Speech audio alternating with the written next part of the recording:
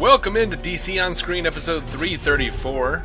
This is our DCTV news episode. There are going to be slight spoilers probably for things coming up on all the shows. My name is David C. Robertson. I'm your host. And working on this podcast thankfully keeps me from binge watching Flat Earth Society conspiracy videos on YouTube. This is my co-host Jason Goss. Hi. You ever watch those, man? Nope. I've seen the ocean before. They're pretty fascinating. Like, I just, I'm not one, I don't want to, disparage someone's beliefs. No. There's a difference between beliefs and things you think you know. Well, I'm sorry. If we lose listeners, I'm just going to have to. I think the Flat Earth people are crazy. I'm just willing to do that. I'm going to go ahead and, if you think the Earth isn't round, I'm sorry. We're not your show. Get the hell out. It's just fascinating to me. I don't know what to do with it. I'm looking through the comments on YouTube. And this is all pre-DC on Screen because I don't have time for that crap anymore. But before I would watch this stuff and just be like, what is happening?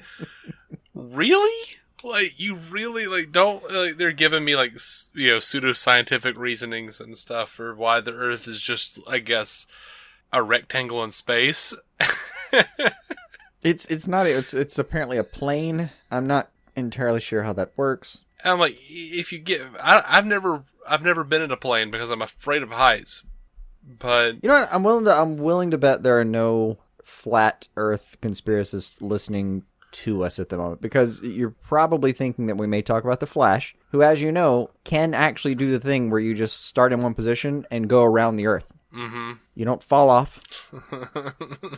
You just go around the Earth a lot of times. At no point in any Supergirl or Superman comic has he ever flown straight up into the sky and just seen the edge of the Earth and went, oh, they are right after all. Yeah, or tried to fly around the Earth to save, some, I don't know, small village in India from genocide, and hit a wall, literally a wall in space, and went, oh crap, I was supposed to fly the other way. Right. On the flat map that is or the Earth. Or just went underneath the flat map that is the Earth to get back to the other side. Yeah. Yeah. it's just intriguing as all hell to me. Well, sure. I mean, these people. I don't know where they're coming from, and I'm often willing to listen, but I don't care about this one. Yeah. I remember when I was in college at the Auburn University of Montgomery, one of the professors said, okay, I'm going to tell you a secret. I'm not going to tell you who it is, but one of the professors on the staff in this department is a member of the Flat Earth Society. And we all just died. We just started laughing so hard. And we're like, please tell us. He's like, I'm not telling you who it is. Oh. But he is not regarded well. So he's a he. At least he gave you that, because if the professor had come away going all right, we respect where he's coming from, you'd have thought, okay, cool. So when is my refund happening? This man is employed here. I expect a full refund. Thank you. Yeah, he actually told us, he was like, he doesn't mention it with his students, and because we were like, oh, it's a he, and he's like, damn it, yeah, okay. So he doesn't talk about it with the students, and he regrets having told us.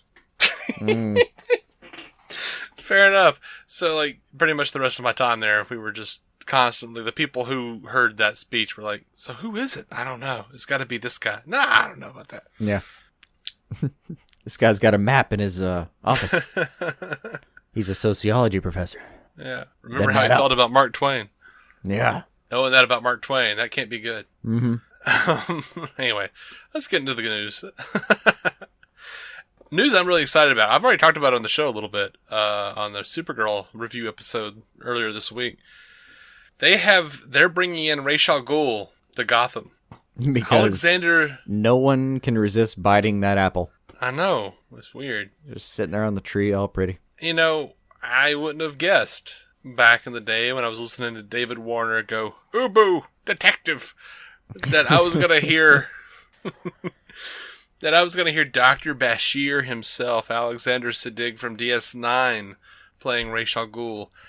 Deadline is saying that the character will be revealed on the show as David Mazouz's young Bruce Wayne begins to find out who's really behind the secret Court of Owls council that seems to run everything in Gotham. I am perfectly okay with the dude from DS9, from Dr. Bashir. This guy's played on 24. He's played on a ton of stuff. He's a really good actor. He's been around. And he's a bit artsy-fartsy in his actual persona. But he didn't like a thing they did on DS9, and he was like, oh, yes, no, I downplayed those scenes and just, I purposefully didn't act very good. I didn't act well in those scenes because I didn't like that development. I'm like, well, that's kind of pissy. But you know what? If that was him acting down, damn. Because he did a really good job with all of that material to me. Just phoned it in that day. He phoned it in. He reminds me a little bit of Jeremy Irons. Yeah. Yeah, I'm down for him playing Raish. I'm actually really excited about it. Moving on to some Lucifer news. Apparently, Lucifer is leaving Vancouver. They're leaving to go to LA. They're doing the opposite of what Supergirl did. Yeah. They're leaving Vancouver to go to Los Angeles where the pilot was filmed. Hopefully, this will seem a little more authentic and add to the production. Nothing weird here. Apparently, they're just trying to get away with a tax break. You know what I mean? Like they submitted to California's Film Commission for a tax credit. Apparently, you have to submit to be relocated there too. Like you have to get permission to film in LA. Well, relocating gets a priority on the tax credit. Yeah, because you're not just some pilot that might or might not be something. Mm-hmm. Like, no, seriously, we've got 22 episodes in the wing, so we can come, right? And then they suspiciously apply during this period where there's a tax break. Which is probably why they got an early renewal, because the window was February 10th to 17th. They were renewed on February 13th. Seemed to be why Fox announced it so weirdly early, yeah. Mm-hmm. But it is still more expensive to shoot in LA, apparently, so that just says than it is in Vancouver, so that just seems like they've got some faith in the show, Yeah. I don't know how the finances work on that. I'm sure someone's on top of it. It's weird, man. I would love to know the in and outs of it on a more in-depth level, but like you said, like a lot of these shows shoot up in Vancouver, cheaper, way to go. Mm-hmm. They're going to move from Vancouver to go to LA, which is considered, mid-range, I guess. Right. Well, it's like, it's cheaper to shoot in Vancouver for Supergirl than it is for LA. But however, if you are shooting a show about our Lord and Savior Lucifer here in LA, we give you a tax credit. Sorry. I'm sorry for anyone who lives in LA. I'm just joking. I don't actually believe your Lord and Savior is Lucifer. Although, do the stats. There's a couple of Satanists in LA. Can't. Probably. Run the numbers, man. I thought Hollywood was all run by, Lucifer worshippers and occultists. I don't know. That's what I was told by binge watching YouTube. Right. It's all and Illuminati. I think a couple episodes of The Critic. And one episode of Lucifer, actually. Yeah. To be honest, though, the pilot's one of my favorite episodes of Lucifer. Like, when I saw the pilot, I was really excited about the show. I don't know if this matters that they're going to move where they're filming. I mean, it shouldn't. Mm-hmm. But hopefully it has some substantial, input. Yeah. I saw the pilot, and I thought it was just as tepid as the rest of the series. Yeah, I was a little happier with that. You were happier with it. So on to Supergirl. Kevin Smith has wrapped his second Supergirl episode. He tweeted, "We wrapped the second Supergirl episode. I got it direct last night at 11:30. Thank you to the Vancouver cast and crew for making it fly. As far as I know, there's no release date on that episode." He got home late. That's all we really know. Kind of late. Late-ish. Yeah. Earlier than I would have. Yeah. Andrew Kreisberg was talking about Cat Grant returning in season 2. He says, "We're working on it. We love Callista. She loves us. She loves the show. She has other commitments and family and whatnot. But we're trying to work it out. I wouldn't put money on seeing Cat again this season, but if you do, keep the wager under $1. That's a little disappointing. I have nothing to contribute to that. That feels pretty damning. I think we know what we're in for. You've had your cat this season. she's in LA. Maybe she shows up on Lucifer. Who knows? Yeah. Yeah. I kind of feel like Cat Grant is what we need on this show in a season 2 that seems like it is flailing and failing to understand what the show is. Don't go that far. Don't go that far. I mean, look, it's been the last 3 episodes where we kind of went, what are they up to? But it had been solid up until that. I would go as far as to say that I've been kind of I've been smelling blood in the water since that episode where Jeremiah showed up in the prison and then disappeared. Like, it's gotten progressively worse from there. I still enjoy the show. There are people in a cape, and I'm forever grateful for people in a cape on network TV, even if it's CW. Sure. But I'm still kind of going, where are you? Like, we could have had a line about Max Lord. You don't invest us. Don't invest us into people. Yeah, no. There's plenty of stuff that could be going better, but it's been pretty solid. Just the last, I understand blood in the water. I understand some trepidation, but the last 3 have just been, okay, what are we doing? Where did the show, do you know what show you're writing for? Once they have, the last 3 or 4 episodes, they have suddenly veered off character for Kara. And then the last episode, they sharply veered off character for Alex. Yeah. And John.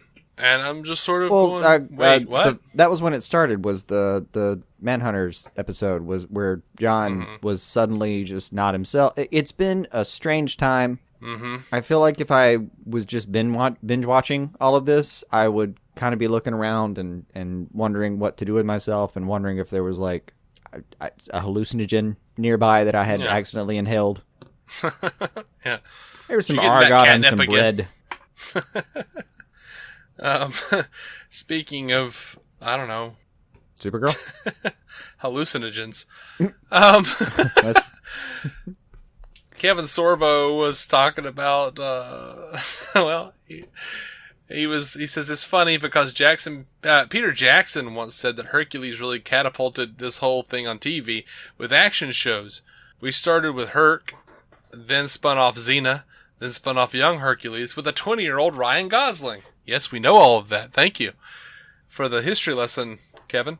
He then says, then all these people tried to copy that show. Sinbad, Tarzan, Conan, Robin Hood. Ever since then, and because of their success, we got all these action shows and Marvel comic book characters. I mean, slow down there, Kev. This is a DC show, right? I don't think there is a traceable lineage between Hercules. That show I watched at 2 a.m. because I couldn't go to sleep. Uh-huh. Now juxtapose that to Xena, that show I watched at 8 o'clock promptly because, I was a young boy. Mm-hmm. And the Marvel movies. Right. Because that's what Peter Jackson apparently was implying, and Kevin Sorbo is endorsing. No, man. Also, he's saying that some of the lineage was Sinbad, Tarzan, Conan, and Robin Hood. Dude, I don't remember any of that. Yeah, I don't remember any of those shows. Sinbad was a comedic stand-up special that I remember, in the late 80s. No, he's talking about, Sinbad the Sailor, I know, but and I'm still telling you, that's all I remember. I don't remember, aside from a Popeye cartoon, I don't remember Sinbad being any kind of syndicated show, any kind of network show. I don't remember Tarzan, Conan, Robin Hood. They may have been, but, I mean, the truth of the matter is... Way under my radar. Or above my... I don't know. They were off my radar. I mean, he's true. He's right about Xena and Young Hercules, but the truth about all of these things are that they are recognizable IPs. Yeah. People know these things from myth, from stories. These are things people recognize and will watch because they go, oh, I'm down with that. It has nothing to do with Hercules, aside from someone saying, hey, Hercules is doing pretty well. You know what people like? A bunch of fantasy bullshit. That's what they dig, So if there's a connection here, it's basically like, so we can just get away with putting fantasy stuff on TV. Cool, right? And let's be fair, Kevin Sorbo. The first show to really do that was Star Trek: The Next Generation. They started the syndication boom with sci-fi fantasy. And you know who started that for them? Lucy. Yes, really, the original series. Well, not really, but No, I mean Lucy Star Trek, herself, like her actual production company. Well, Desilu did Star Trek. Yeah. Back in the day with NBC, but it was when when Star Trek blew up in syndication. That's why years later, when Roddenberry and Paramount wanted to do Next Generation, they decided to just do it in syndication because that's where Star Trek blew up.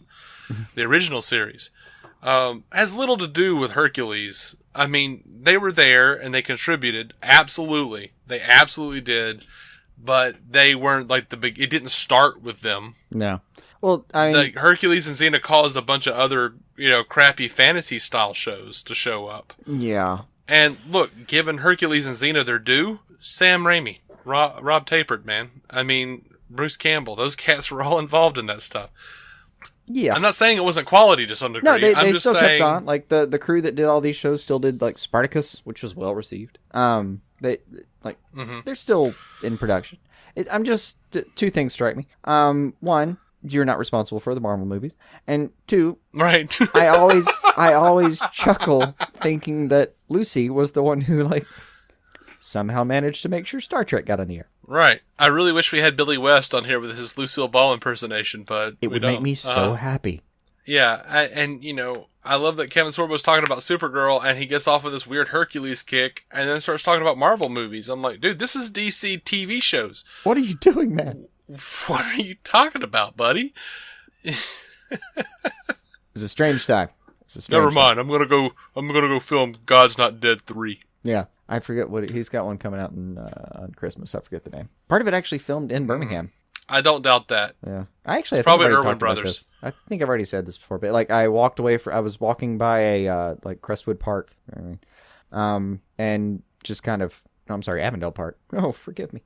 I was walking by Avondale Park. I was like, that's a lot of people. It's like an exodus of Avondale Park. And then even saw like a reporter I know like walking toward like away from the exodus, like salmon upstream, and thought, what the hell is this? And I happened to be jogging that day, so I was like, I pulled up and started jogging in Avondale Park, and I kept going like, what is this equipment? What are they doing? Was this some sort of like, was it like a camera? Like, I don't know how to put all these pieces. There's cameras, there's lighting and stuff. And this is highly irregular. Yeah, I was like trying to put all the pieces together, and then I popped open a couple days later. I was like, oh yeah, Kevin Sorbo was filming a thing for whatever film he's got going on now. Oh, okay, all right. And they shipped off all the extras in vans, and that was probably a climactic scene in a rock garden thing. Anyway. Oh man, yeah, Birmingham, where Jason lives, there's a fair amount of movie stuff going on. And it's really happened because there are these guys, they did what was it called? Mom's Night Out with Patricia Heaton. Mm-hmm. They did October Baby. They did a bunch of Christian films, like faith-based films is what they call them. Yeah, and Sorbo's got like a string of those going on right now. So it's a faith-based film that he shot that I presume is coming out in October. No, I remember hearing the title of it when, like, I read the article from the reporter I actually knew, Jesse Chambers, who's with Weld now, was with Birmingham News. I read his article later and kind of he got the gist of the plot and was like, oh, it's one of those films. I don't know what they were doing. Yeah. Well, what's weird is I showed up to watch everyone leave. Yeah, like there was actually, and this will keep it DC based. Yay! Laura Vandervoort was in one of these movies. It was a TV movie that I think either the Irwin brothers were doing, or someone else was doing. Because I have ties with this guy named Josh Walsh. We did the radio show Entertainment Roundtable together, and he's a producer on those movies. But the Irwin brothers have a bunch of filmmaker friends. So I've been like an extra in a couple of things here and there, like Grace Unplugged, which I've never even seen. I have no idea. It's like there's just probably like a still frame of me sitting in the back of a theater somewhere. But Laura Vandervoort was in this movie with John Lovitz in like a coffee shop, and I don't know, I can't remember even the name of it. It may have been called Coffee Shop. It was like a TV thing. She just said the same line over and over again about her mother and something about faith and her teaching her the thing, and she plays piano. And I'm in the coffee shop. You probably see me for like a frame again, sitting in the back of a coffee shop, looking kind of annoyed. But you know, I just so yeah, their own brothers and a lot of their friends wound up filming in Birmingham. My girlfriend's in a bunch of these things. Like, she's in like every one of them that they've ever made. She's in some shot somewhere. Yeah. So, because they just had like newsletter call outs, like casting calls, like, hey, come be an extra in the thing with Sean Astin, or come meet John Lovitz, or whatever. Yeah. Which is weird. I didn't actually get to see meet John, but you know, it's sad. I just remember from that interaction over at the park. I remember reading about it late, like a day or two later, and going, "Oh, I could have met oh well." I could have met Hercules. I didn't even finish the sentence in my head. I could have met. I'm fine. No. Anyway, there was. I don't know how to say his name. Rahul Kohli from iZombie is cast as Biomax on Supergirl. He's going to be charismatic tech genius who comes to National City to present for the press and run into trouble with his ex, Lena Luthor. Kohli said of the casting that he's happy to fulfill my goal of meeting a Kryptonian. I like his style. Who doesn't want to do that? Right. So Andrew Kreisberg was at a press event, and he was talking about how Martian Manhunter is too powerful to actually be utilized on Supergirl. Mm-hmm. He says if we really deployed him at his full comic book power arsenal, no one would be able to pull anything off of anybody. Yeah. Which I think is a thing that we've had a problem with on the show. Is it's like, why don't they just have just have Jean do this? Yeah, the only show that doesn't have a problem with it is pretty much Arrow, I think, because over on Legends too, we had the same problem with Firestorm. If he really knew what he could do. And he does, because he's transmogrified like enormous things that he ships was into water. Yeah, he was the Deus Machina on the crossover, so yeah. Get to cracking, buddy. Yeah. Maybe don't stay on the ship and Home Alone Rip Hunter next time.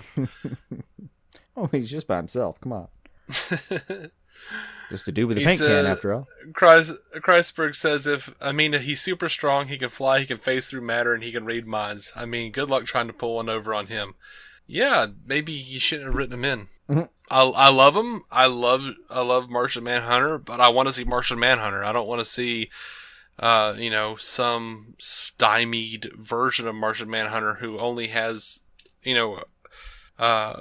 plot-ready powers. Like, I don't need it to be like, oh, hey, we need him to phase this episode so he can phase, and then next week he's just a guy. Yeah, there's a certain amount of this that, like, it is written into the human brain to actually work with it. I mean, all right, think about this. How many games have you played, or like an Injustice game even? You have all these moves at your disposal. Well, you can only process so many of them at the same time, at one time. Mm-hmm. So you make it through, but you're only thinking about 2 or 3 possible moves at maybe in 1 second. Like you're just not like all seeing, all knowing eye. So when they tell me a story where it doesn't come up, I'm fine. Mm-hmm. When they tell me a story where I kind of think, well, why didn't Martian just go in and take care of this? Yeah, then it was obvious. It was obvious. Done something different. It's just a matter of how you write it. Like, I love seeing him. I have no regrets about him being on the show. I'm not surprised that they're aware that they've kind of written themselves into a little dance. Mm-hmm.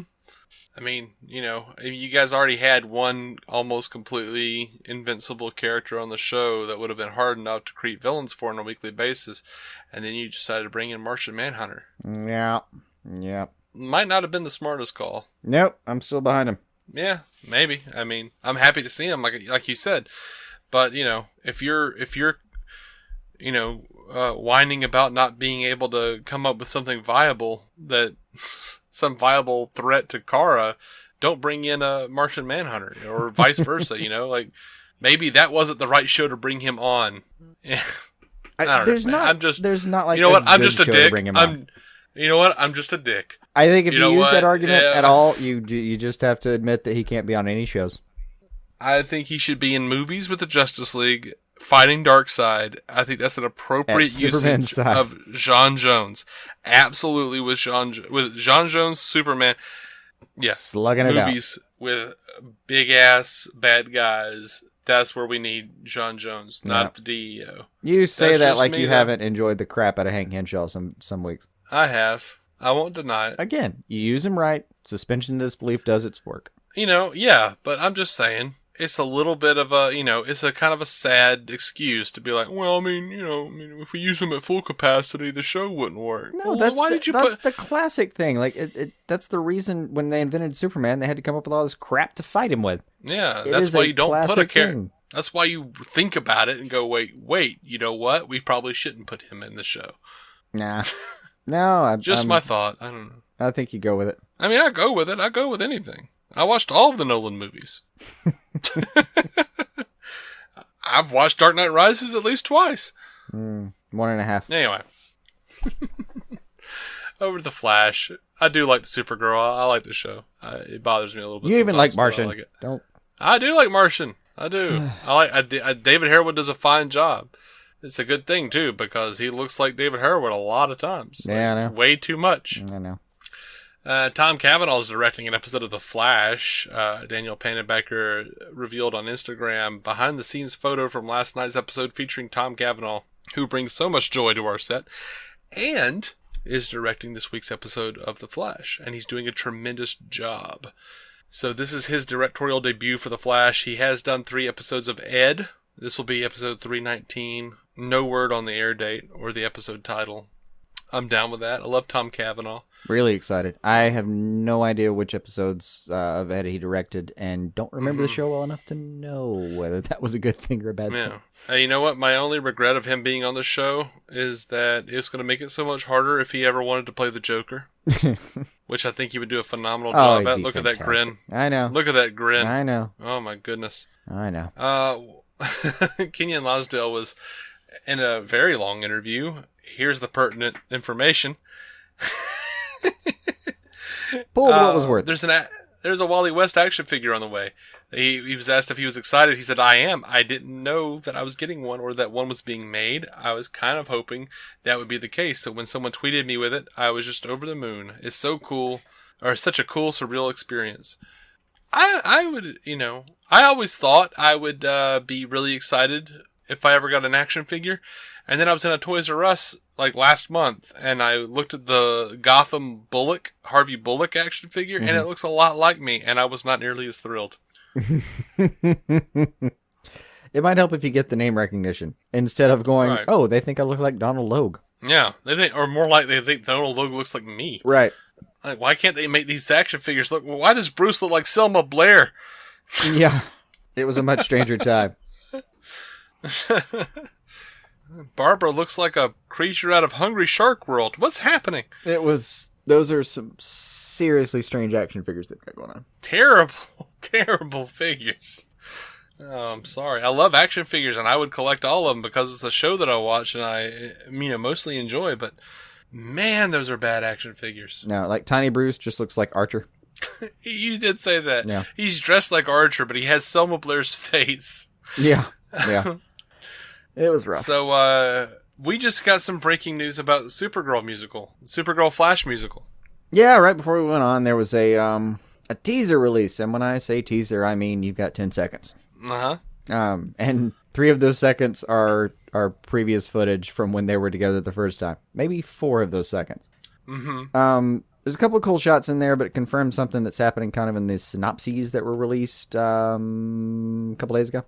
So they've already warned us, I'll say, that like the Supergirl Starcrossed is pretty much like new villain, National City, Supergirl, high alert, Wynn's girlfriend, Lyra gets Wynn in trouble. That actually might be interesting. Maggie attempts to help Wynn, but old loyalties, I don't know what that's about. Anyway, but the whole Supergirl synopsis just ends with, the Music Meister attacks Supergirl. So you're getting kind of what you got the first time when we had a crossover, or when we had the 4-part crossover. That was the 3.1 part crossover. To you get to the Flash, and finally you get Barry and team are surprised when Mon-El and Hank Henshaw arrive on Earth carrying a comatose Supergirl who is whammied by the Music Meister. Unable to wake her up, they turn to Team Flash to save her. However, the Music Meister surprises the Flash and puts him in a similar coma, one that Team Flash can't cure. Kara and Barry wake up without their powers in an alternate reality where life is like a musical, and the only way to escape is by following the script, complete with singing and dancing to the end. Okay. So we're getting a bottle episode. Yeah, it totally looked like Earth 2, though, in the teaser. It does look a little Earth 2-ish, and there's definitely, like, because Earth 2 had a little bit of a noir feel to it in certain ways, no doubt. It's just that we're definitely getting, like, this isn't going to be a thing that's actually going to affect anything else, I feel like. It seems like, and some of the footage confirms it, because, there's a thing coming up with Candace, but some of the footage seems to confirm it, like, Supergirl has a real episode, then she just gets over to the Flash, and then the Flash is going to have this bottle episode that probably won't mean much in the scheme of things. But there'll be singing and dancing, and it will probably be enjoyable. It looks enjoyable. But, you know, it doesn't appear... It looks enjoyable. It doesn't appear to be too potent. Jason. Uh-huh. It looks enjoyable. It does look enjoyable. Very enjoyable. Nah, it looks okay. It looks okay. I got nothing against the musical. So I'm sure I'm gonna enjoy it. I'm just yeah. It's definitely not like Earth 1 relevant stuff. It's gonna be a diversion that we're looking at. Yeah. Yeah, I'm okay. I'm okay with that. Yeah. If they're gonna do a filler episode, they might as well make it fun. Yeah. Now, this is though why it might not be. Aaron Helbing says Iris in the musical episode plays a pretty key role in the musical episode. The story really centers around Iris. Aside from Barry and Kara, Iris plays a huge role in the musical. Well, no kidding, aside from Barry and Kara. Like the leads of the two shows. Mm-hmm. Candace Patton tweeted, "Shot some fun stuff for the Flash musical today. This isn't the Iris you're used to. I wonder if she'll be an alternate universe Iris." See, that's what I'm saying, is it's kind of not going to... I don't think it's going to be an E anything. You don't? No, it's at all? C1 for Coma 1. It would be great if it... or MC1, kinda, if you will. Musical Coma 1. And, you know, long-time listeners of the show, or even people who've only been listening for probably 2 weeks, because that's who I am, will probably know that I love Buffy the Vampire Slayer. It's one of my favorite shows of all time. Obviously. If they do this like Once More with Feeling, and they utilize it, and like everyone's singing their feelings, and no one's not remembering that. So in Buffy, they did a great thing where they built up all these dramas, all these secrets. Everyone had some sort of terrible secret, and they all sang it in front of each other because they were magically compelled to, and it changed the entire course of the show. It changed everything. In one beautiful episode, it made everyone suspicious of one another and or incredibly sad. And it is literally tear-jerking. This takes place in a coma. I don't know what to tell you. Yeah. Come on, guys. I mean, it's still probably going to be a lot of fun. It just doesn't sound like it's going to, you know, affect maybe the series in any way. Yeah, maybe it doesn't take place in a coma. Maybe it... It literally takes place in a coma. They have to get to the end of the script to get out of the coma. All right. God, I'm really looking a lot less forward to this thing in a than dual I was. coma. A duet coma. Let's move on. I'm going to be sad now. Abracadabra. You remember a few weeks ago when HR said a magician friend of mine told me the blah, blah, blah? Yep. Yeah, and I went, Abracadabra! Mm-hmm. Well, Abracadabra has been cast. I'm not happy with the casting necessarily. No. David Dastmalchian has been cast as Abracadabra on an upcoming Flash. If you recognize the name, it was because he was, I don't remember his name on Gotham. He was Dwight. like on Gotham. He was on Gotham. He was on The Dark Knight. Dwight? Yeah. Was that his name? Yeah, because I only remember because there's the scene at the end where he says, like, Dwight. Yeah, Dwight. Yeah, I don't forgive you about the face. He cut Jerome's face off. He's a, Jerome fanatic. He was also in The Dark Knight. Official description for the show calls him a criminal from a distant future whose advanced technological powers seem like magic. The time-traveling Abracadabra holds a secret the Flash will stop at nothing to uncover. All I'm right. guessing whether or not he actually saves Iris. Oh, it's got to be, right? I mean, Yeah? gotta be. It just Yeah? seems too potent. It Right. just feels like that's the only way you could go with it. It could By the also way, be that you're anyone- right about Abracadabra secretly being Savitar. Right. And- No, I thought Abracadabra was secretly HR. Oh, was that what you went? Oh, okay. That was my theory, yeah. Okay, that's still a lot of fun too. Here's something That here's it'll something to be think about, though. his buddy. Like, he is his buddy, and he's using that technology to just look like HR. Right. Because you got to remember, most versions, except for like a small thing, Abracadabra has no real powers, just from the future. Like showing Right. off. I was just watching Young Justice where they were making fun of that. Right? Now, something to consider here, though. If we consider where we've seen David Dashkamashmalian, I'm just guessing there. David Dalmatian. Dust Malshin. Yeah. He has not been so far very impressive. Actually, in The Dark Knight, he wasn't. I mean, he wasn't bad. It just he had a small role. He was supposed to be crazy. He was kind of crazy. It was fine. As in Gotham, though, he was just way over the top. Everything he did felt like a cartoon. Uh-huh. Now, I feel like if we put him in, if we take what he did in Gotham and tell him to go to the Flash and literally be a fake magician from the future, I feel like we have a competitor for Geomancer. Ooh. Now let's be fair, because I want to look on the bright side of this thing, right? I'm gonna give him a clean slate. I'm not gonna walk in thinking he's gonna do a bad job. Just gonna walk in and watch the episode. Just doing the math. I literally had to look his name up and look up The Dark Knight with it to remember that he was in that movie and go, oh yeah, that guy. But again, small role. When we go over to Gotham, I felt like this was a poor Joker wannabe. He was kind of lame.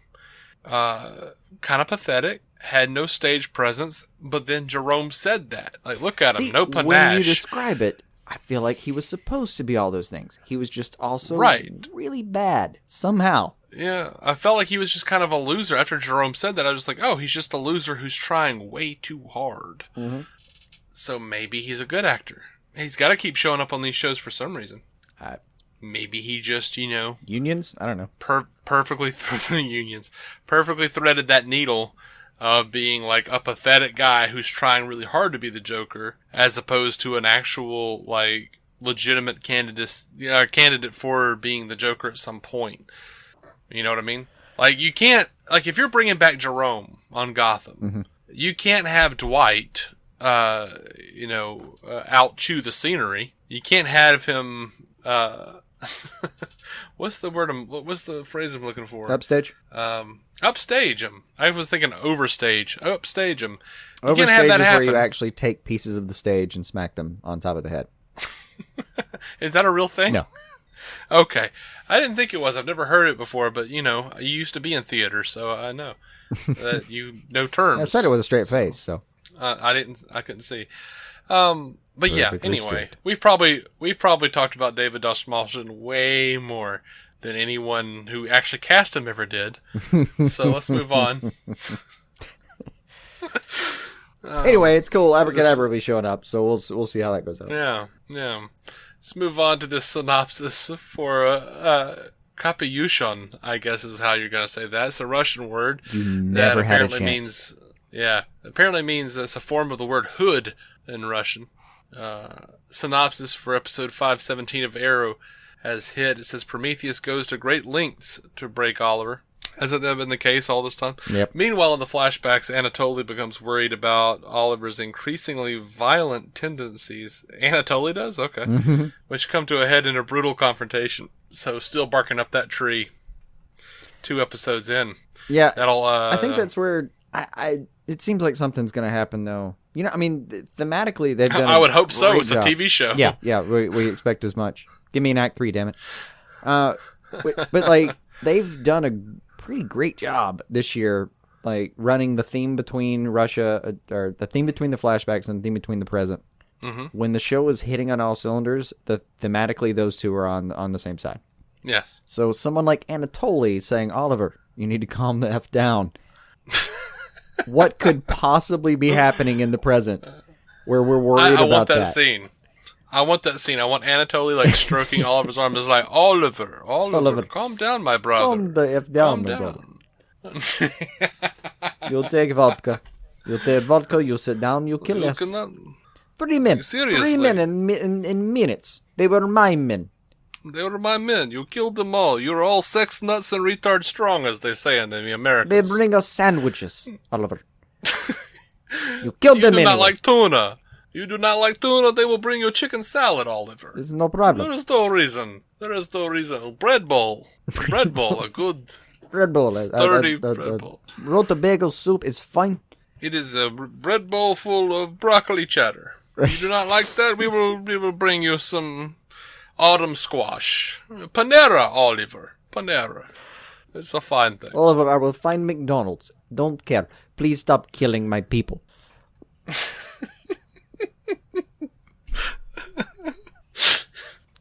You'll sit, you'll drink, you watch Jersey Shore, you calm down.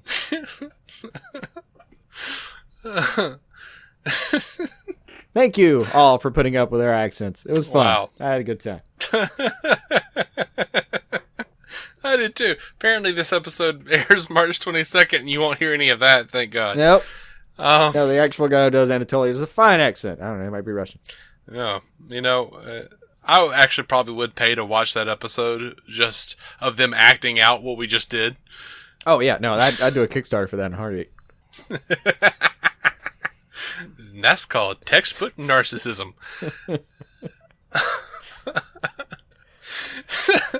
So, a lot of people have been wondering whether Dinah and Oliver are going to get down and dirty. Amell says about the new Canary, the idea that Oliver would end up with the Black Canary being Katie Cassidy or any new iteration thereof, to me, it could happen. It could not, but it's certainly not destined to happen or pre-designed to happen.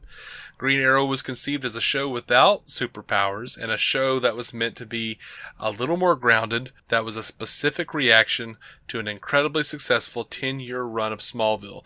There have been feuding factions in the fan base, people that call upon the comics and people that have lived in the universe of the show. I would say that we try to find a happy medium for both, try to live in the universe that the show has created where characters that weren't a part of the Green Arrow mythos have become completely indispensable. And I guess by virtue of that statement, people who were in the comics and completely indispensable there have been shuffled off into the ether? Yeah. Well, he does kind of go on to mention a little bit that, like, some of the stuff that has come out of the show is unique and like he mentions Diggle. Yeah. As being a unique and wonderful contribution to the Green Arrow television mythos. We're not talking about Green Arrow's mythos. But it doesn't have to be down to the books every time. That was his right. that was his whole point. Is you can stray here and there. Like, you can, and you know what? If you probably should. It's a different medium and it requires different things. Yeah, and if you add enough spokes to the wheel, as Kevin Smith would put it. If you add enough to the mythos, I mean, they brought in Felicity Smoke and Diggle to some degree in the comics. If you add enough, I mean, Felicity Smoke was already in the comics. She was like the mother-in-law to Firestorm or something. Oh, it was a bizarre, but like, yeah, it was some ridiculous small pull. little thing. But if you can make those characters popular enough that you're like, crap, man, we got to get them in the comics. That's awesome, and I feel like, have earned the right to slit a few beloved comic book throats. That being said, I don't think one of them should be Black Canary. You probably did a disservice to the character and pissed off way more people than you probably should have. Myself cycling included. through so many of them, yeah. No, that should have been maybe something that they grounded it on and didn't, muck around with as much. Maybe don't kill Amanda Waller and Black Canary and the Suicide Squad. And Well, the Suicide Squad could still be a thing, and they could. I mean, they could bring in all new characters, but most of them are dead. yeah, I know. But you can On the make a show. Suicide Squad out of basically anybody. It's just an idea. You That's could. fine. Killing Amanda Waller, I'm even dealing with that because you got like Lila now in charge. Okay, fine. That was at least like a growth thing. Not like we've seen anything out of her lately, but Instead of the wall, we've got the lilac. yeah. Don't underestimate her though. I mean, seriously, like I on the know. episodes we've seen just her, be- she is a genuine BA, right? I know, I'm just being a dick. Yeah. I actually kind of like the idea of someone being called the Lilac and you underestimate them and then they just slit your throat and laugh at you. Yeah, I feel like that should be Don't an make episode me of the bring in the Blacklist. Lilac. That should that should be the episode of the Blacklist. Yeah. James Spader is just like, they call her the Lilac. Don't underestimate her. Don't. She's already killed can't 3 do of your James 4 Spader, family members. No one can do James Spader. That's impossible. I know. She's already carved a vagina into the chest of your mother. I don't even know how it works anymore, but it was brutal. It was awful. It was the worst thing ever that ever I happened. feel like that's our cue to leave that piece of news. So, Brent from DCTV Squadcast was the first to tell me about this. We were just having a conversation, and I got so pissed off. But Mark Guggenheim says that they know the answer to who Vigilante is, but we probably won't get the answer until the next season. I'm gonna give my capsule reaction to that. Ready? Sure. Fuck you. Right? It's not even that I won't get the answer to that. It's that you bothered to qualify it with probably. Mm-hmm. What the hell, man? I think he's going, those guys at DC on screen keep saying I'm a liar, so I'm just going to say probably. I'm just gonna qualify it. So if we decide to hurry up and change things, No, I mean, we're not... in the 20 and a half hours that Mark Guggenheim is up a day, I'm sure he takes the extra time to listen to all of our stuff. I mean, I'm sure that's why he doesn't have like a nice 13-hour day, hit the sack, 9 hours sleep. Right. I'm sure that's what's happening. Right in between writing writing and executive producing things for Arrow and Legends of Tomorrow, and writing the comic book Agents of S.H.I.E.L.D. and the new upcoming X-Men title that he's got coming out, X-Men Prime, which I kind of actually want to read because it's got Colossus and Kitty Pryde on the cover, and oh my lord. You're kind of curious. Aside from all that, he takes a good... We're very sure that Guggenheim has taken our advice that he is a liar and has tried to retract, tried to pull back. And what we know is that we're not going to find out who Vigilante is. Right. Oh my god. So... Well, he's not Adrian Chase, so to be completely honest, I kind of don't care who he is right now anyway. I mean... Like, I somewhat feel, I really care about who he is. I maybe feel like the reason we're not going to get it until next season is because they haven't introduced that character. Because it was such a big deal, like it's such a big red herring for them to be like, here's Adrian Chase. And like the comic book fans are like, oh, well, Adrian Chase is the vigilante, so we know that. And then like, no, fool. He's like Andy Dick on News Radio, you stupid fool. Yeah. It's Prometheus. Yeah. Okay, well, who's vigilante? It's this thing we made up. Okay. We haven't brought up this character to bring in to reveal that he's vigilante. So next year, maybe. I don't know. Or maybe it's Quentin. I don't know. You know what really bothers don't me know. though is he says we know the answer to that, which means they've got a name. They do. And we don't even know if it's an on-screen name or an off-screen name now. It better not be the question. With all your Hub City crap. You turn around and it's Vic. Oh, screw this. I'm done. I'm going to be really angry if it's Vic or if it's Huntress. If it's Helena, I'm going to be mad. I'm like, what? No. Oliver, help you. Okay. I don't know. I really don't. Really don't. Yeah. I know that they know anyway. and that they're not planning to tell me, and I'm annoyed. That's all I can reasonably say about the issue. Mm-hmm. Over to Legends. Apparently Legends of Tomorrow has wrapped their shoot for Season 2. They're not shooting anything else for Season 2. They're done. They wrapped last week in Vancouver. Finale is expected to air April 4th. The episode is titled Aruba. I assume Actually slipped into Lord Michaels a little bit. Sorry. I just assume it's an episode where we all watch them vacation and sit Mai Tais for like an hour. The episode is titled Aruba. It'll be sitting on the beach, drinking something out of a coconut. It will have an umbrella. Mick will have an intellectual duel with his imaginary snart. No. I mean, let's back up here. There are some indigenous monkeys in that set of the world who have been known to steal drinks off vacationers. Mm-hmm. Now, and 3 of them look like Wolverine. No, if you give me, this is a real thing. This is a real thing about drunk monkeys. If you give me an episode where the B plot is Mick getting annoyed because monkeys keep stealing his drinks while he's trying to relax, I'm sold. This is why they don't let us write for these shows, I'm ladies and gentlemen. so sold.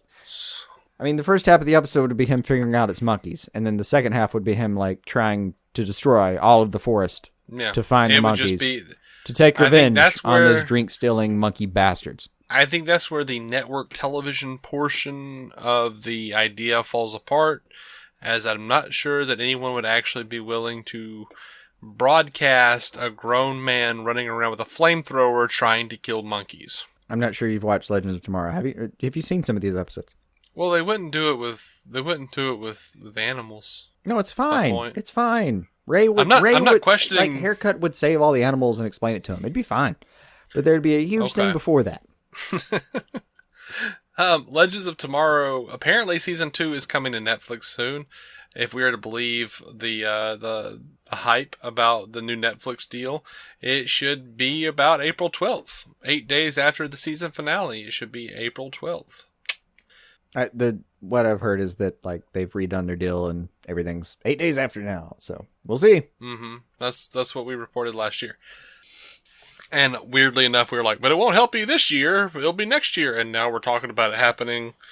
We're like, no one's confirmed anything yet, so we'll freaking see. We'll see. Black Lightning's daughters have been cast. Nafisa Williams from Code Black and China Ann McCain of House of Pain. That rhymes. China Ann McCain of House of Pain have been cast as leads opposite Cress Williams in the Black Lightning pilot. Williams will be playing Anissa Pierce, or Thunder, and McCain will be playing Jennifer Pierce, aka Lightning. So, I don't know either of those people. I have no idea about any of it. Sounds good. Let's do it. On to Injustice 2. There's a Dr. Fate gameplay trailer. Latest character reveal for Injustice 2 is Dr. Fate. Hit up YouTube for a few minutes of gameplay footage and more onks than you can shake a stick at. We're promised yet another reveal on March 9th, so check in then again. Reminder, this is all leading up to May 16th release date, so you need to start saving your rubles. Especially since Injustice 2 will get a slight retooling to be swipe-friendly on your tablet. The game is coming to tablet, the company said on Twitter. They also released some gameplay images, some of which have internet sleuths thinking Captain Cold might be on the way. Oh, we're going to get a little tablet. Probably won't be that version of... I don't know, that'd be fantastic. Probably won't be that version of Captain Cold. Why not? This is my favorite version of Captain Cold. I think it's everyone's favorite version of Captain Cold. I think that's why he's in consideration if it's there. It's like, you know what? I never thought I'd see a day when Captain Cold was more popular than Mr. Freeze, but the day is here. We are. Like, it's happened. Here we really freaking are. That's really nice, what you got going on in your jail cell with your tiny dancer. But I'm Wentworth Miller, damn it. I can pronounce things even more slowly than you. All I've ever wanted was a warm hand to hold. And that's why you're no longer the favorite, Freeze. Let me show you my friend Heatwave. You can warm that hand. It's called character depth. Yeah. Anyway. Justice League Action. They're putting out an app game called Run. Justice League Action Run.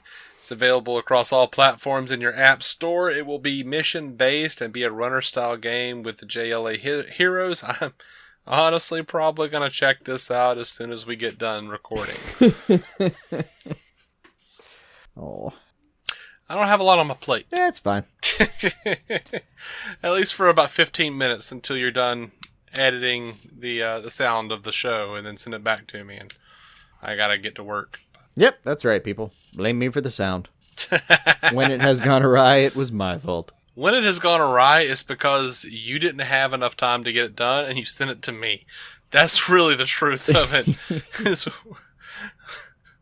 You're like, oh, I can't get to it right now. I can't get to it tonight. I've got too much on my plate. And then I'm like, okay. And, and then there's like 20 minutes of me with like a hammer and a chisel hitting my computer monitor because I don't understand things. Yeah, the Farnsworth method of fixing things. Right. I'm just chiseling an EQ into the monitor because I missed what you said to me. Right. And right. So there's a little fun behind the curtain for you guys. I told you at some point to normalize it. So you just like lean toward your PC's actual, like the CPU and yell, "Be normal." No. At the tracks. No. I just looped in Norm Macdonald bits. Oh, that's solid. Yeah, that's absolutely solid. Should go back and listen to your cut more often. Right.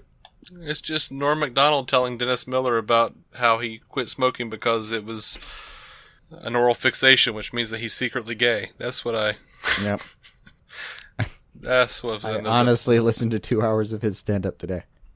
Did you really? Yeah. Yeah. Oh, lucky you.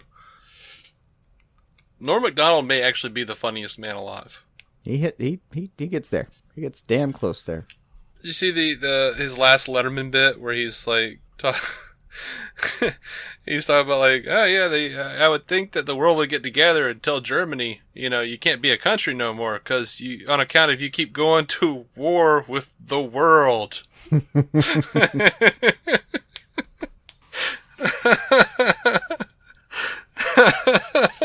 No. Yeah, I like the joke. No, I didn't catch it though. I went to, let me see what I actually looked at. You should check out that bit. It's his last performance on Letterman, like the day before Letterman goes off the air before he finishes up. Norm actually breaks down and cries doing his set. Because I have seen that. I have seen that actually. Yeah. Yeah, it's really touching. They were close. Yeah, they're really close. He performs the first, like his favorite bit from that he ever heard Letterman say in stand up. Yeah, it's good stuff. That was genuinely touching. And instead, I spent a few hours listening to Ridiculous, this weird thing he did in 2006. That's really not like, well, to relate it to DC on Screen. I'll segue through the Fantastic Four segment. We've safely landed in the Batwiener section. I don't think there's any. No, I'm bringing it back. We're doing this. We're coming back. So okay. There's I'll swim through the Fantastic Four section that he opens up with on that album, where he does like they've all come back and they're about to start a new group and they're going to name each other and they go around and he names everybody after what they do. It's like, oh, you're like the Invisible Woman, and you're like the Thing, and you're like the Human Torch, and I'm Mr. Fantastic, and we're going to be the Fantastic Four. And there's a wonderful, awkward conversation about how everyone kind of, they think he should be called like Mr. Stretchy Arms, because we're all like named after what we do. Yeah. But he's like, I'm Mr. Fantastic. I don't understand what's the problem. Anyway, it's a wonderful conversation. And then another thing where like, it's Stan Hooper trying to nail Lois Lane. Uh-huh. And Stan Hooper and Clark Kent get to know each other early on in Stan Hooper's new career at the Daily Planet. And Stan Hooper was that show that he did, right? Oh yeah. So he wow. You're not willing to let that character go. The name's already there, and he's kind of lazy. Let's face it. So he uses the character's name again, and he's trying to nail Lois Lane, and the whole bit is like he realizes that Clark confesses that he's Superman too. So every time Clark disappears, he disappears, and then when he comes back, he's like, "Oh, it's weird. Clark was gone, but I was gone too." And just keeps trying to lay in the seeds, and eventually convinces Lois that he's supposed to like. All right, he eventually convinces Lois that the series of trifles. Convinces her that he is indeed Superman, and convinces her to Stan Hooper now. Convinces her to go back to his Fortress of Solitude, which is like at the YMCA. And then he gets there, and the bouncer, I guess, at the YMCA insists that there are no women allowed in the YMCA. And so he convinces her that he was just lying, and his actual Fortress of Solitude is the alley behind the YMCA. She doesn't buy it. He does not have sex with Lois Lane. That's good. Yeah. But then I'll listen to him do a solid, and this is sad and amazing in a way. But you know Norm. I listened to him do a solid 15 minutes on the death of his own family members and make it hilarious. Okay. He had an album in 2011 called Me Doing Stand-Up. I'll just leave it at that. Now, did you listen to the album where he did? Which one is the album where he does he and Will Ferrell do the first gay man? That's ridiculous. That's the one in the 2006 Okay. with the same bits before. That is a hilarious but Yeah. rough sketch to get through. It is a rough sketch to get through. But it is funny. Yeah. Oh, man. The two pioneers. The two pioneers of hilarious but awful to get through.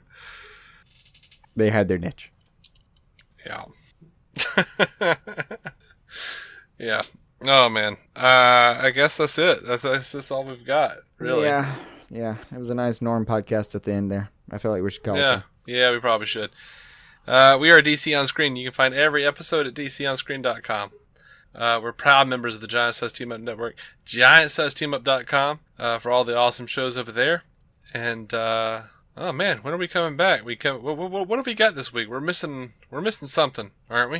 I think it's the Flash. We got a Supergirl. We got a Legends. We got an Arrow. I think it's Supergirl Legends. No, we're missing Arrow. No, it was Arrow we were missing last week. I think it's Flash we're missing this week. Oh, okay. So we got Supergirl, Legends, and Arrow. I'll just keep talking. I'll look it up. That's a Stall, dark man. week. Stall. That's a dark week if that's the truth. No. We do have our giveaway that's still going on. If you want to give us, if you think we deserve after all of this. No, you had it right. We're short an arrow. Oh, okay, it's a sort of error. But we're up a powerless. Yeah, do with that what you want. So I will not comment on that.